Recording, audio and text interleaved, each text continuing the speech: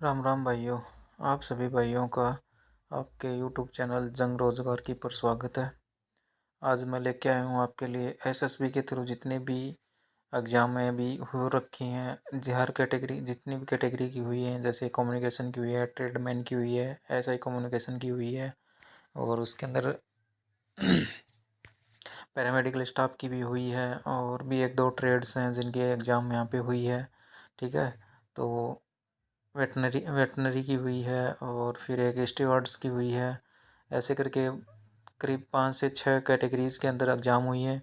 उन सभी का रिजल्ट अभी आना बाकी है और उसके बाद में जो मेडिकल होगा उसके रिगार्डिंग मैं आपको इन्फॉर्मेशन लेके आया हूँ कि कैसे कैसे मेडिकल एसएसबी करवाती है और कितने टाइम लगता है और कैसे कैसे पॉइंट चेक किए जाते हैं, कौन कौन से पॉइंट अपने को पहले प्री चेक करवा लेने चाहिए। ये सारी इन्फॉर्मेशन लेके आपके लिए मैं आया हूँ।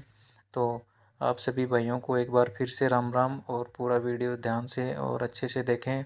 और मैं चाहूँगा कि आप सभी जो जो जाँचें मैं आपको यहाँ पे बता रहा हूँ वो किसी भी गवर्नमेंट अपने नज़दीकी गवर्नमेंट हॉस्पिटल से करवा लें और डॉक्टर से उसकी कंसल्ट करें और यदि कोई भी दिक्कत आती है तो उसको उसमें टेबलेट या दवाई लेके उसको रिमूव करें। ठीक है, तो देखिए पहले शुरू स्टार्टिंग के अंदर आपका वहाँ पे एडमिट कार्ड चेक करके एंट्री होगी। एंट्री के बाद में आपका वेरिफिकेशन होगा। वेरिफिकेशन के अंदर आपका अंगूठा लगेगा, आधार का नहीं, आपका अंगूठा लगेगा और कैंडिडेट वेरीफाई होगा।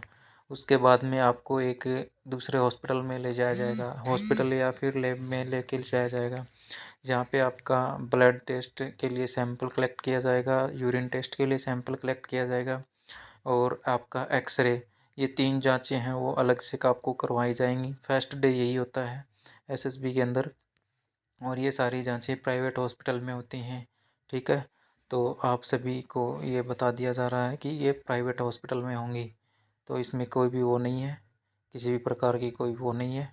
और उसके बाद ये सेकंड डे, फर्स्ट डे सिर्फ यही होता है। सेकंड डे है, सेकंड डे के अंदर आपका पूरा डिटेल्ड मेडिकल होगा जो कि एसएसबी का मेडिकल ऑफिसर आपके सामने होगा और वो एक कमांडेंट रैंक का होगा, असिस्टेंट कमांडेंट या कमांडेंट रैंक का होगा जो आपका मेडिकल करेगा। ठीक है, मेडिकल के दौरान आपका आई टेस्ट होगा, जैसे देखिए ब्लड टेस्ट होगा। ब्लड टेस्ट के लिए आपको फ़ोटो दिखाई दे रही है, इसके अकॉर्डिंग आपका सैंपल कलेक्ट किए जाएंगे। जैसे ये सैंपल कलेक्ट कर रहे हैं, ये सैंपल कलेक्ट कर रहा है, ये सैंपल कलेक्ट कर रहा है, ऐसी बोतल दी जाएगी एक, उसके अंदर आपका सैंपल कलेक्ट कर लिया जाएगा। फिर आपका यूरिन टेस्ट के लिए आपको यूरिन सैंपल ऐसे एक बोतल के अंदर डाल कर देना होगा, ऐसी बोतल के अंदर डाल के आपको देना होगा। ठीक है, उसके बाद आपका होगा एक्सरे। तो एक्सरे देखिए ये रहा चेस्ट का एक्सरे, सिर्फ और सिर्फ चेस्ट का होगा। स्टार्टिंग में सिर्फ चेस्ट का एक्सरे होगा। ठीक है, तो चेस्ट का एक्सरे भी आप पहले से करवा के चेक करवा सकते हैं, चेस्ट वाले किसी भी डॉक्टर से, सिर्फ फिजिशियन से करवा सकते हैं। यदि किसी भी प्रकार की कोई भी उसके अंदर मिस्टेक है तो फिर वो आपको प्रीफर करेगा कि आपको कौन सी मेडिसिन लेनी है और किस डॉक्टर को आपको पर्सनली चेक करवाना है। ठीक है, तो ये है एक्सरे तक। ठीक, अब उसके बाद में सेकंड डे में क्या होता है, आई चेक होती है। आई चेक के अंदर आई चार्ट होते हैं। आई चार्ट के अंदर देखिए, आई चार्ट में ये चार्ट भी हो सकता है, ये चार्ट भी हो सकता है और ये चार्ट भी और ये चार्ट भी हो सकता है। ठीक है, तो आई चार्ट के अंदर एक बॉक्स होता है जिसके अंदर कम से एक बॉक्स होता है, उसके ऊपर 4 चार्ट लगे होते हैं। ठीक है, वो रैंडमली किसी भी चार्ट को ले सकते हैं, तो इस चीज़ का आप ध्यान रख सकते हैं।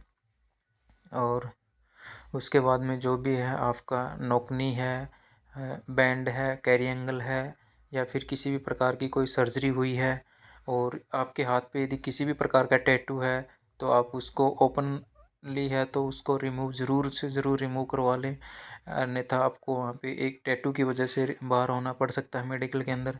यदि किसी और प्रकार का ये कहीं भी मार्क है तो उस मार्क को भी आप रिमूव करवा सकते हैं। खासकर ऐसा नाम या फिर कुछ भी है छोटा मोटा जो भी है एक हाथ के ऊपर नहीं होना चाहिए। ठीक है, सलूट वाले हाथ के ऊपर ओपनली नहीं होना चाहिए, उसको आप अभी से रिमूव करवा लें। लेज़र ट्रीटमेंट होते हैं, ऐसा नहीं हो कि आपको लास्ट टाइम पे ये दिक्कत हो जाए।